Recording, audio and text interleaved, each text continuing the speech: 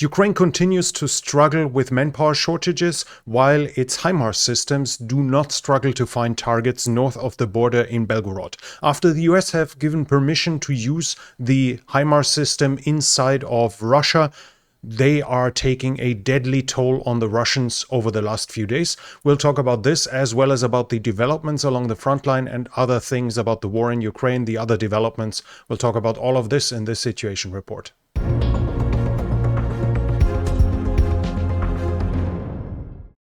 Hello and welcome. We'll start off with the northern front line here. We have a small territorial change west of Wolfshansk here in the area of Staritsia. We have a geolocalization, whereas the Russians have advanced to here and here. Like in the western part of Staritsia, in the past we've seen them down here. So the Russians probably have extended their control somewhat in this direction. No major change anymore in this area. I'm not able to show any Ukrainian successes either, so all we have is a slight advance of the Russians here. Other than that, it seems to be mostly stable on the northern front line. On the eastern front, north of the Seversky Donetsk, I cannot confirm any change in territory over the last 2 days, so we'll switch over right to the south of it, and here we have some changes at Chasiv Yar in the Bakhmut area. There we have first north of Kalimina, we have a change, which is here. We have a geolocalization, whereas the Russians have advanced until here. This is more or less this area here. So they have advanced here, and there is a disturbing video where the Russians advance over the bridge here and actually do not face any resistance on the ground, like there are no soldiers whatsoever, so they have reached this point. According to the Ukrainians, they have destroyed the units there. I do not find any of my more reliable Ukrainian sources claiming that this is now under Russian control or admitting it. We have visual evidence that the Russians were there, so I think it's possible that these positions are now in Russian hands. I still just do not have the final confirmation, but we know that the Russians were able to advance up till here, which should at the very least prove that there can't be many Ukrainians in this area anymore. So it's quite possible that over the next few days we'll see a massive frontline change, probably more or less like this here, over the next few days. We'll have to see, we'll obviously observe it, but the video shows Russians crossing over here and reaching this point, which would be an advance of 1.5 kilometers, more or less. That's it from the area of Chasiv Yar, just some advances at Kalinivka. We go further south to the area of Avdiivka. Here we have a Russian advance in the area of Karlivka, and that is actually pretty painful. We have it geolocalized here, and there the Russians reach this point. Now, before they have been significantly further east in Netailove, after taking Pervomaiske, now they have reached this point here and are at the eastern part of Karlivka. And as you can see, the whole front line here is now under pressure as well from the south. They have reached these points here over the last few days. They're advancing further west here. So the pressure west of Avdiivka is being upheld by the Russians, and they gained probably 1 kilometer west of Netailove over the last few days. So far, I think the furthest we had seen them was roughly here, which would mean more or less a kilometer advance to the west.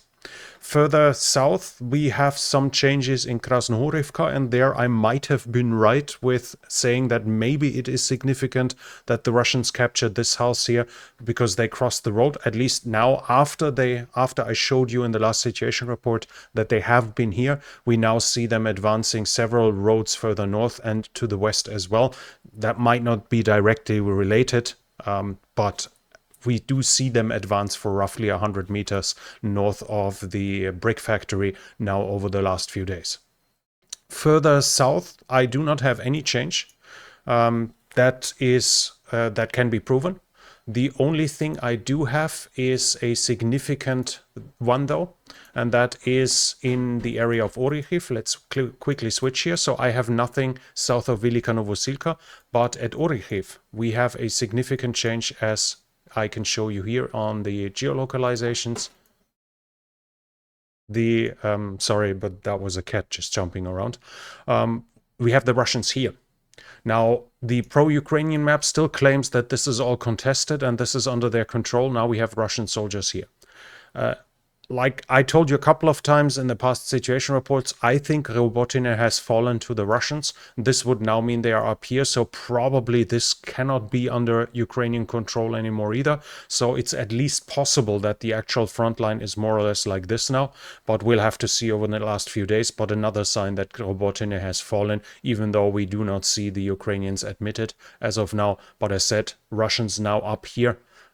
We've seen them here all over Robotyne. This is a significant change here as well. They keep being pushed further back south of Orikhiv. And we have some news, some geolocalizations from the Dnipro. Here we have the Russians now here. This is showing them here and here. So more or less in the center of what is supposed to be held by the Ukrainians. I simply cannot tell you what's going on there. So maybe it's true that the Ukrainians withdrew. Maybe it isn't. Maybe they have been pushed further west. Maybe that's not true. I have no idea. We have the situation for a while that we see points deep inside the supposedly Ukrainian territory, and then later it's still being held by the Ukrainians. I said it in the past, maybe that's just small patrols roaming around as both sides put very little manpower in this area. But as said, at least as of now, we see that the Ukrainians even reached the Konka more or less in the center of the previous bridgehead. So if there are Ukrainians left or not, I have no clue, but it shows at least that they don't have firm control over Krynky. That much at least we can be sure about. Then we have a picture here that I can show you, but there are several other ones of HIMARS working in Belgorod. In the Telegram channel that I set up for this very purpose, when I have videos, when I have pictures where YouTube isn't too happy about me showing them, the link to that is in the description. There you can see what harvest the HIMARS systems are taking in. This is horrifying damage is being done. Obviously, the Russians weren't prepared for that. They were not ready to be shelled with longer range artillery, with longer range systems that isn't just the tube artillery that the Ukrainians had available. And we have pictures of tons of expent fuel boxes. What is it called? The containers, containered fuel, basically, not fuel, containered missiles that were spent by the HIMARS, showing that the Ukrainians keep a massive barrage towards the north and use the situation that they now can strike everything. Here it is an S-300 system. The claims are different. Some claim that this was not actually meant for air defense. This was meant for shelling Kharkiv. We had it here on the channel for probably 2 years already that the Russians use S-300 in a ground-to-ground role, and Kharkiv is continuously being shelled with S-300. So there are definitely systems there that are being used in a ground-to-ground role. Whether that specific system was used for that, obviously I have no way of telling, but we have other videos, images of repair shops being hit. We have a convoy that is being hit with gruesome pictures, corpse after corpse after corpse lying around. The Ukrainians really use the opportunity they have right now to do the maximum damage they can inflict on the Russians. And in regards to the Russian preparation for the Ukrainians, we have here now United 24 reporting that the Russians started building shelters, as we can see here. This was obvious that they have to do this after the Ukrainians keep striking them, and often striking them with small drones that only have a limited amount of explosives. The planes are very vulnerable as they aren't armored, so small explosives can already lead to complete destructions. Shelters, on the other hand, might withstand a hit, and even if they don't, it allows them, basically, the Russians, to hide, as the Ukrainians have no idea which of these hangars is filled as of right now. So this gives the Russians additional protection. That was to be expected, that they will at some point start doing this, and they have done started doing that as well, and that's obviously something the Ukrainians can do themselves as well. But for the F-16s, for their AVAX systems they are going to receive, they can also start hiding them in shelters they are setting up. And in troop generations, we have an article here from the Wall Street Journal, I think it was. Let me quickly scroll up. No, Washington Post, and yeah. It's showing a lot of problems that we in big parts already mentioned here in the past in other contexts, but they basically saying the training of the recruits is completely insufficient in Ukraine to fulfill the frontal need in personnel. They are using support units that are now being sent into the trenches with losses that can be expected of people not being specifically trained for it.